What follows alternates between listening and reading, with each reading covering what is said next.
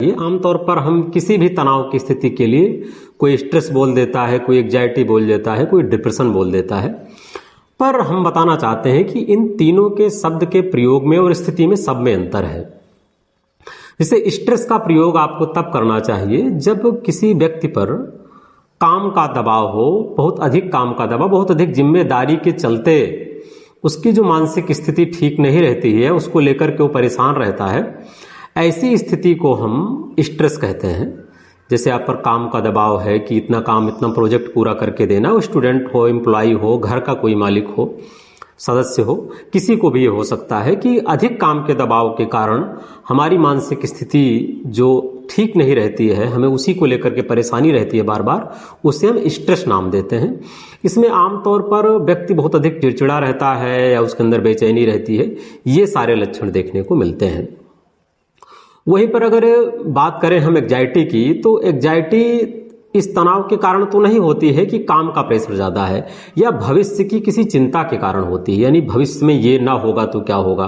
मान लो बच्चा पढ़ाई कर रहा है तो उसे इस बात की चिंता होती है कि मैं अगर फेल हो जाऊंगा तो क्या होगा।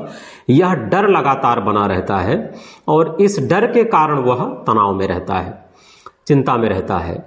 इस तरह के तनाव को, इस तरह की चिंता को हम एंजाइटी कहते हैं।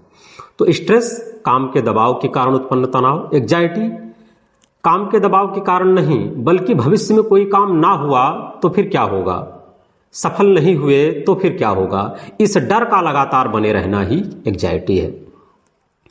वहीं पर अगर हम बात करें डिप्रेशन की, तो डिप्रेशन ना तो काम के दबाव के कारण होता है, ना ही भविष्य में किसी डर को लेकर के होता है। डिप्रेशन एक प्रकार का अवसाद की स्थिति है। इसमें व्यक्ति घोर निराशा से जूझ रहा होता है। जीवन में लगातार लंबे समय तक कुछ भी अगर अच्छा नहीं चल रहा है, हमें जीवन से अरुचि हो गई है, हमें इंटरेस्ट नहीं है, हमें यार दोस्तों में, परिवार में, जीवन के तमाम रोमांच की जो हैं, खाने पीने में, घूमने टहलने में, अगर इस बात को लेकर के व्यक्ति किसी भी प्रकार का उल्लास नहीं है उसके मन में, तो यह स्थिति डिप्रेशन की स्थिति कहलाती है और यह ज़्यादा गंभीर होती है। समय के साथ अगर इसका कोई उपाय किया जाए, इसका हल निकाला जाए, उससे बातचीत की जाए, उसकी समस्याओं को कोई समझे, तो फिर ये सही हो सकती है। जैसे स्ट्रेस है, ये भी अस्थायी है, काम का दबाव खत्म, स्ट्रेस खत्म। इसके साथ साथ अगर आप एंजाइटी की बात करें तो एंजाइटी भी हफ्तों या महीनों तक चल सकती है। यानी कि अगर कोई मोटिवेट करने वाला हो या उसको सही से समझा दे, वो खुद समझना चाहे, तो एंजाइटी भी खत्म हो सकती है। ठीक इसी तरह डिप्रेशन भी है, ये भी खत्म हो सकता है। ये सभी लाइलाज बीमारियां नहीं हैं। बशर्ते बताना इतना है कि ये सब अलग अलग होते हैं और अलग अलग मानसिक स्थिति के लिए इनका प्रयोग करना चाहिए।